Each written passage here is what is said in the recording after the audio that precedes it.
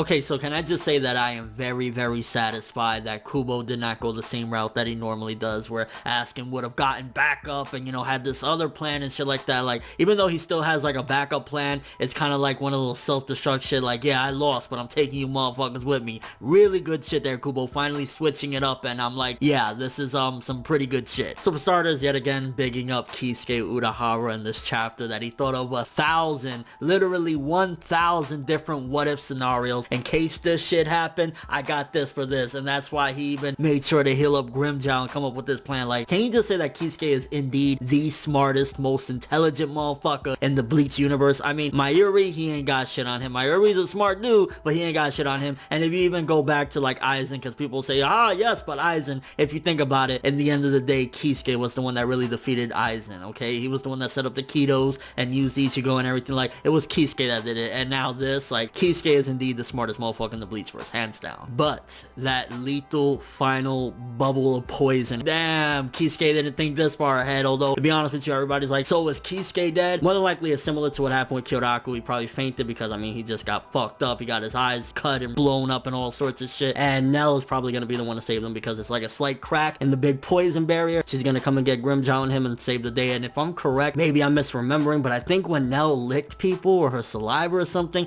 it could heal them slightly. Maybe I'm totally off the mark, but either way, Nell's gonna save the day. So Kisuke ain't out of this game yet, but it was real interesting something that he said. I mean, for starters, before I even get to that, the contract with Grimmjow, I'm curious what was the trade, because it was like, okay, I help you and I defeat your enemy, and what was it? Did he give him some enhancements to make him get a second resurrection, or what was the trade? But beyond that, the last words that Kisuke said before he fainted was, I'm sorry to have to leave it all in your hands, Kurosaki and Kuchiki. Talking about Kuchiki, Rukia, I'm assuming he's talking about, unless he's talking about Byakuya, which I highly doubt it. And the only thing I could think of why he would bring up Rukia is because, like, you know, they were the original comrades in the beginning of the series. You know, it's Ichigo and Rukia and shit like that. Unless he sees far more potential in Rukia, maybe because at one given point, if I'm not mistaken, wasn't it her that the whole Gyoku was inside of? It was either her or Orihime. Maybe she is beyond stronger than what any of us could have imagined, which would be sick because Rukia is one of my favorite Bleach characters, and I think it would be awesome as fuck to see in the final fight Ichigo and Rukia teaming up to take out whatever, because I mean, she already got her Bankai and she beat the opponent that even her brother couldn't do, Byakuya. So Rukia, if she has some hidden potential, that would be sick. Then the second half of the chapter, the Gerard stuff. At first I was kind of like, I even forgot this fight was going on, you know, Gerard the big giant, whatever. And honestly, that bit made me really feel like this dude is Yami number 2. I mean, even the setup right here, Toshido is basically Mayuri, then you have Kenpachi and Byakuya,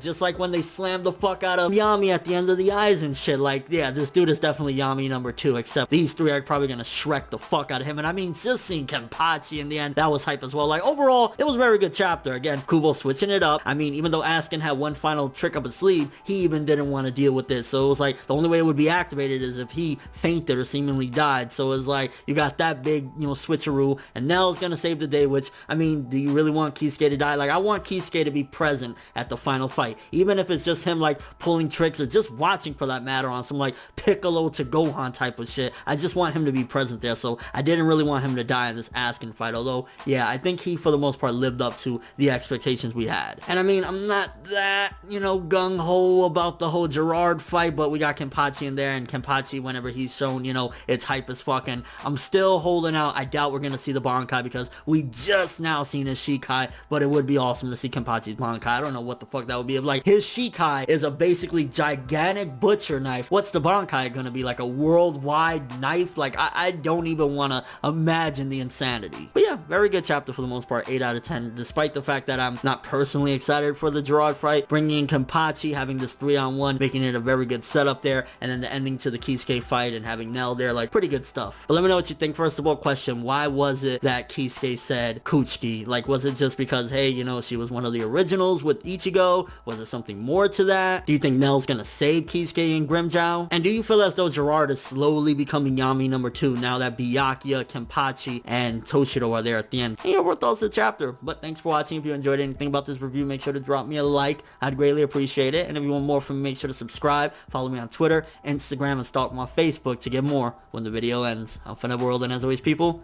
have an awesome day.